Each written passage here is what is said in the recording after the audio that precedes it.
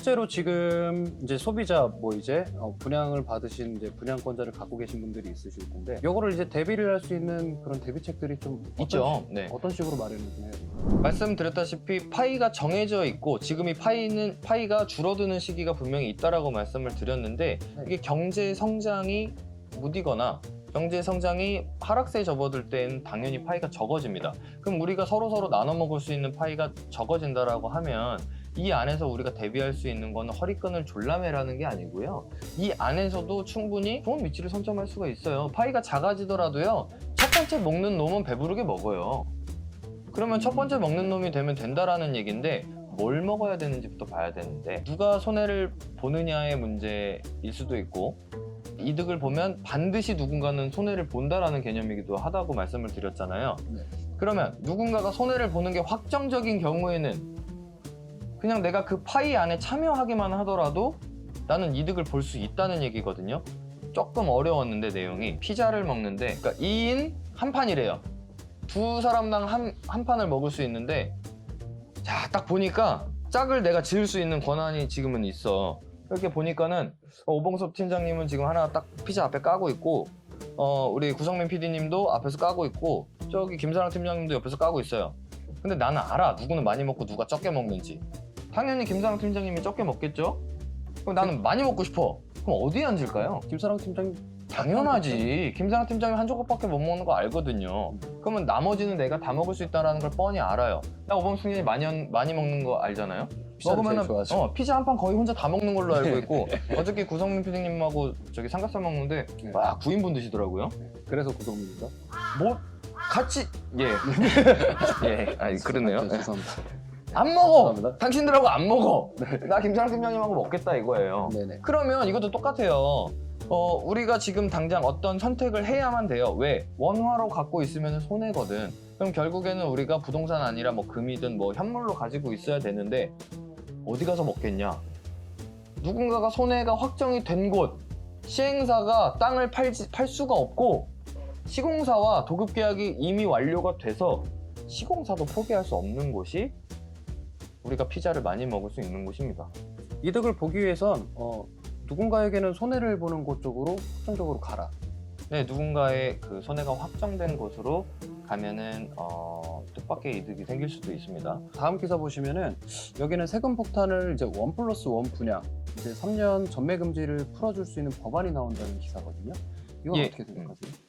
이거는 내용을 먼저 보셔야 되는데 지금 네. 우리나라 아파트 같은 경우에는 전매가 제한이 되어 있습니다. 전매가 뭔지 먼저 좀 설명을 간단하게 드리면 등기 시점 등기를 치고 나면은 우리나라는 물권으로 인정을 받게 되는데 이 등기 시점 직전까지는 분양권으로 존재를 한다는 거죠. 이 분양권의 거래를 전매라고 합니다.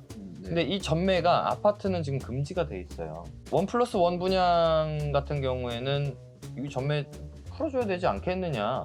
이게 어떤 내용이냐면 이제 네. 재건축이나 재개발 같은 그 아파트 앱은 조합이 있죠. 이 조합원들이 자기가 가지고 있는 기존에 가지고 있었던 주택이나 땅에 대해서 보상을 받을 때 분양권으로 받게 되거든요. 분양권으로 받을 때 딱 왁구가 안 맞는 경우가 거의 대부분이에요. 그래서 2개로 받는 경우도 상당히 많고요. 뭐 어떤 경우에는 4개, 5개, 옛날에는 그랬어요. 막 분양권 7개 받고 막 이랬어요. 왜? 전매가 가능하니까 하나는 내가 쓰고 하나는 팔면 되니까 그렇게 했었단 말이죠. 근데 지금은 전매를 아예 무턱대고 금지를 해버리니까 그러면은 내가 가지고 있었던 땅이나 이런 것들에 비해서 분양권을 2개를 받아야 마땅한데 뻔히 분양권은 가지고 있으면 돈이 된다는 거를 알고 있어요. 화폐 가치는 날이 갈수록 떨어지니까 보상은 내가 받고 싶지가 않고 무조건 분양권으로 받아야 되는데 그렇게 되면 2개를 받아야 된단 말이죠. 그리고 지금 그 아파트 분양권은 분양권인 상태에서부터 주택수에 포함이 됩니다.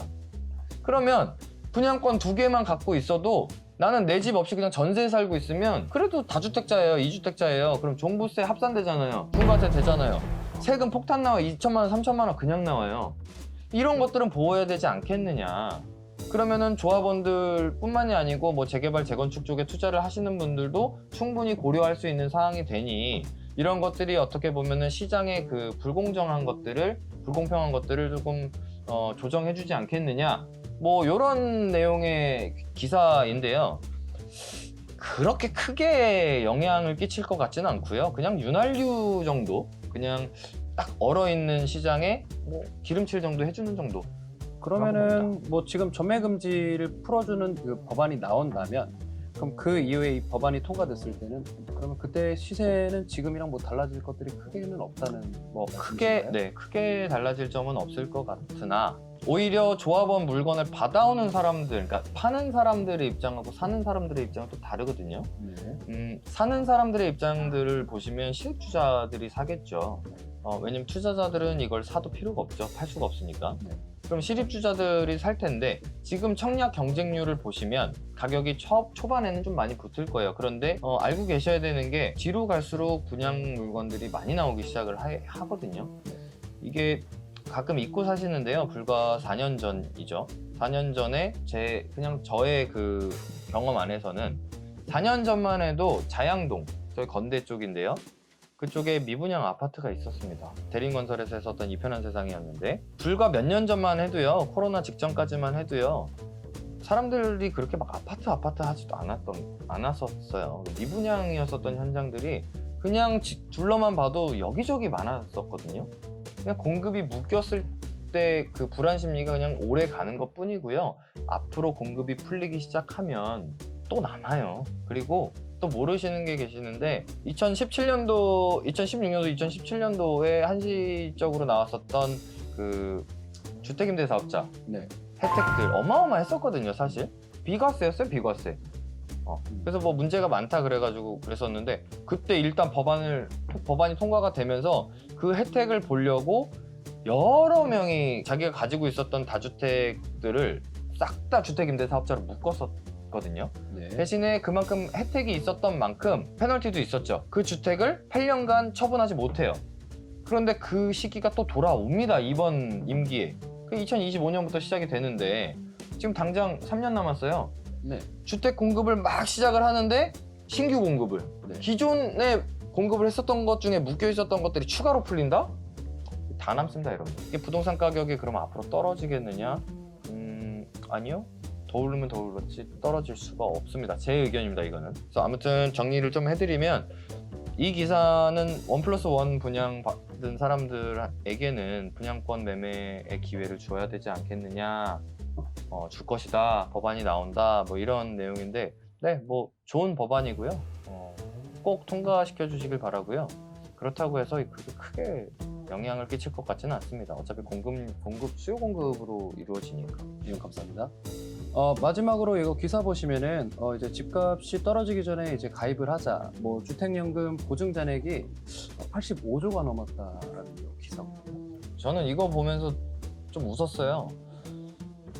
갑자기 주택연금이 잘 나가고 있다고 홍보를 하는 꼴이라, 이 기사 누가 썼는지 참 궁금한데, 여기 있네요. 네, 네. 재밌습니다. 네. 이런 거 분별을 하셔야 됩니다. 이런 거 보고서는 주택연금이 이렇게 인기가 많아? 내 것도 한번 해볼까? 집값이 떨어지기 전에 가입하죠. 어디가 떨어져요? 집값이? 아니 방금 전에 못 봤어? 이거 기사? 강남에서 거래 절반이 지금 신고가래잖아요. 네. 근데 무슨 여기서는 갑자기 집값 떨어지기 전에 가입을 해. 지금 이제 상투니까는 지금 떨어지기 전에 빨리 그거 가입하고 다 인정받아라. 아이고, 그 연금 받을 수 있을지나 모르겠어요. 지금 땡겨다 쓰고 나중은 모르겠다, 약간 이런 식인 것 같은데, 이런 거 분별 잘 해주셔야 돼요.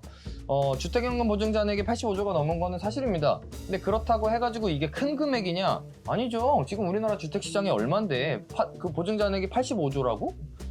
좀 웃긴 얘기죠. 주택연금, 저는 이게 어떤 영향으로 보냐면요, 우리가 이제 2020년도 7월 10일 날 710 대책 때 발표됐었던 내용이죠.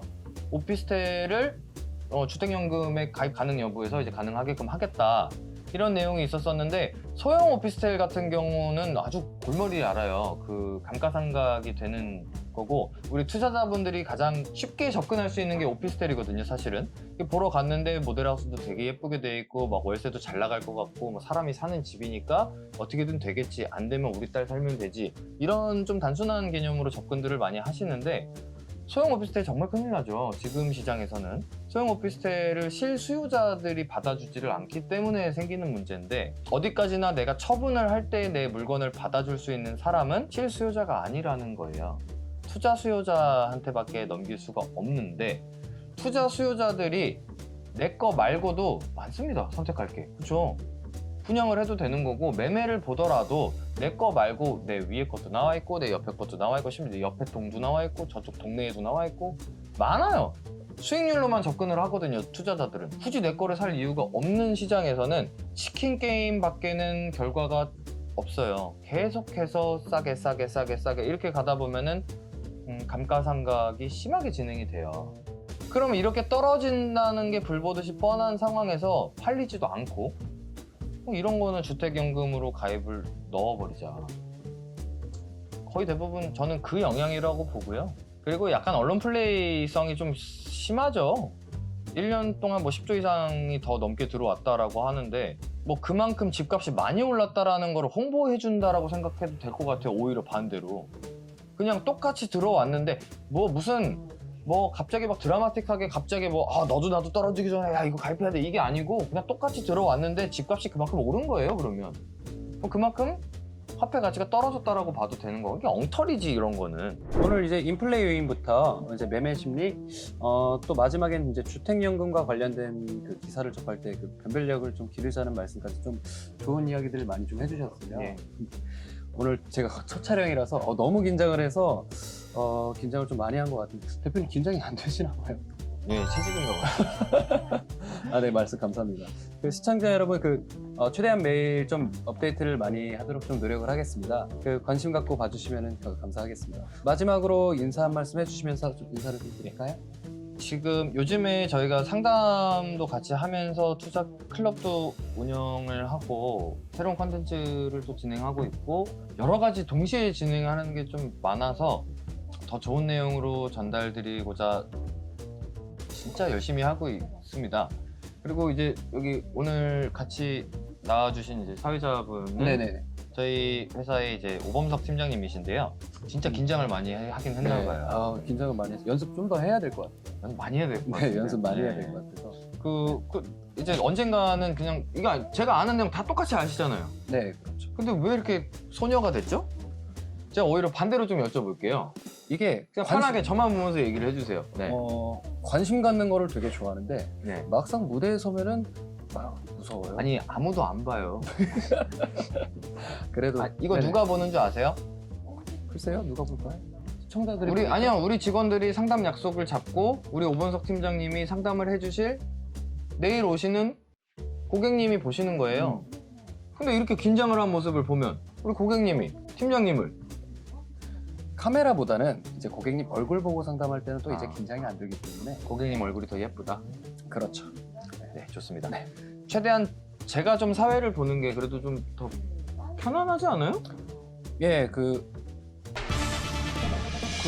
사회, 예. 최대한 매일 업데이트 할 수 있도록 노력하겠고, 관심 갖고 예쁘게 봐주시면 감사하겠습니다.